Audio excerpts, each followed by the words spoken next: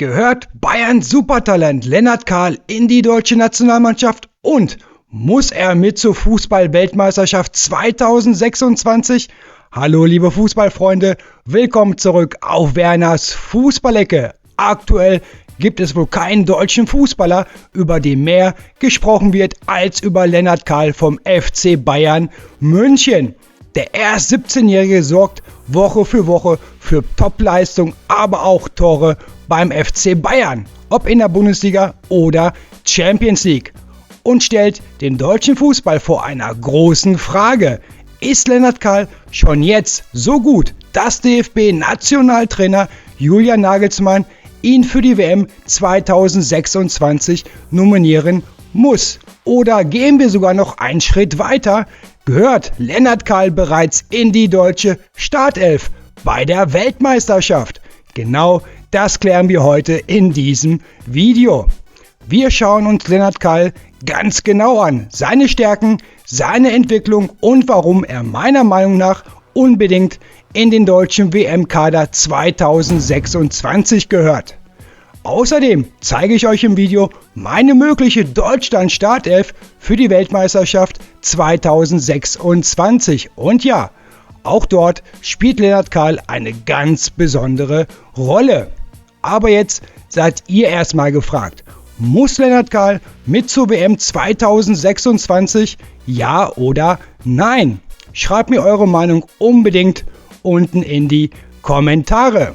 Bevor wir uns gleich die mögliche DFB-Startelf für die WM 2026 genauer anschauen, kommen hier erstmal ein paar spannende Fakten und Argumente zu Lennart Kahl und warum er meiner Meinung nach nicht nur ein Kandidat für den Kader ist, sondern vielleicht sogar für einen Platz in der deutschen Startelf.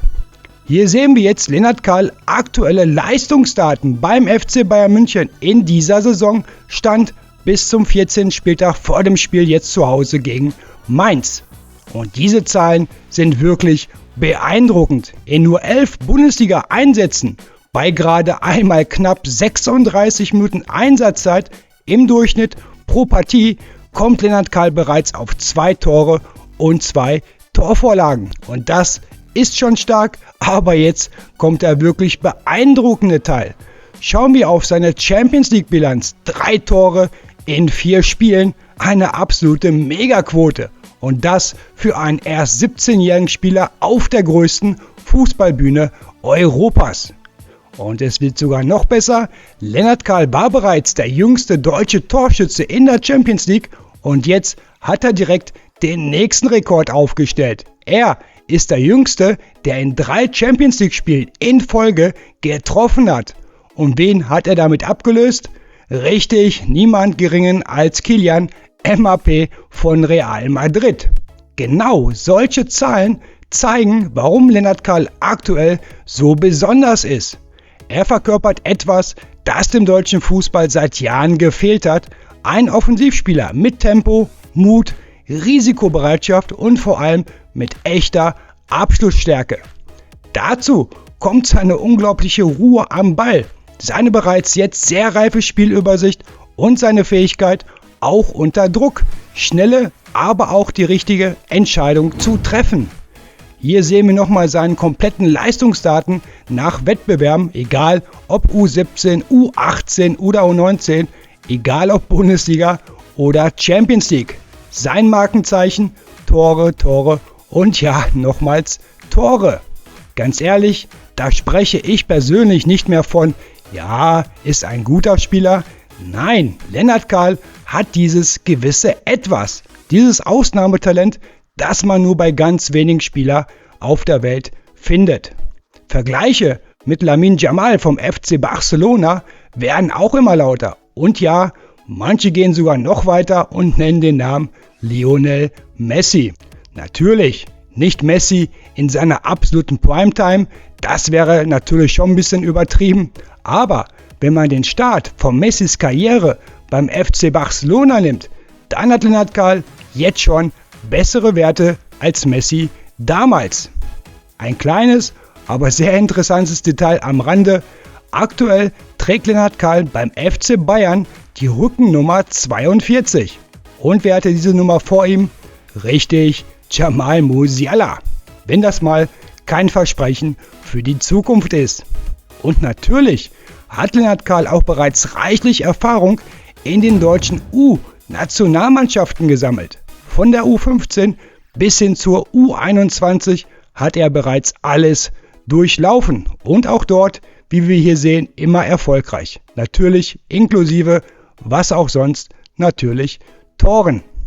Gleich bei seinem Debüt für die U21 gegen Malta 2 Tore. 4 Tage später traf Lennart Kahl zum 1:0 beim 2:0 Sieg gegen Georgien.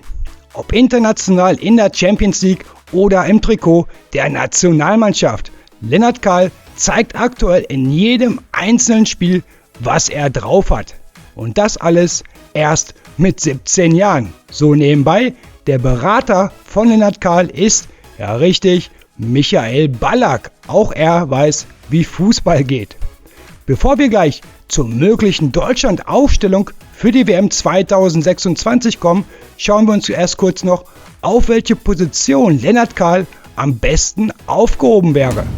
Hier sehen wir seine aktuelle Heatmap und die zeigt ganz klar, wo sich Lennart Kahl während seiner Einsätze am häufigsten aufhält. Der Schwerpunkt liegt eindeutig auf der rechten Offensivseite. Dort fühlt er sich sichtbar am wohlsten. Dort kann er sein Tempo, seine Dribblings und sein Zug zum Tor am besten ausspielen. Aber beim FC Bayern wechselt Lennart Kahl während eines Spiels extrem häufig die Position. Mal kommt er über rechts, mal rückt er ins Zentrum, mal übernimmt er sogar die Zehnerposition. Und genau das ist der entscheidende Punkt. Lennart Kahl ist kein Spieler, den man auf eine feste Position festnageln sollte. Nicht auf dem Spielerbogen und schon gar nicht während eines Spiels. Mit seinen Fähigkeiten kann er im offensiven Bereich praktisch alles spielen. Rechts außen, auf der 10, halbrechts oder auch frei hinter der Spitze. Solche Spieler brauchen Freiheiten, Freiraum im Spiel, um ihre Kreativität, ihre Dynamik und ihre Abschlussstärke voll zur Geltung zu bringen. Und genau dann wird Lennart Kahl richtig gefährlich. Davon profitiert aktuell der FC Bayern München und davon würde natürlich auch die deutsche Fußballnationalmannschaft profitieren. Und genau das schauen wir uns jetzt ganz konkret an. Wo könnte Lennart Kahl in der Nationalmannschaft spielen? Welche Rolle hätte er in einer möglichen Deutschland-Elf bei der WM 2026?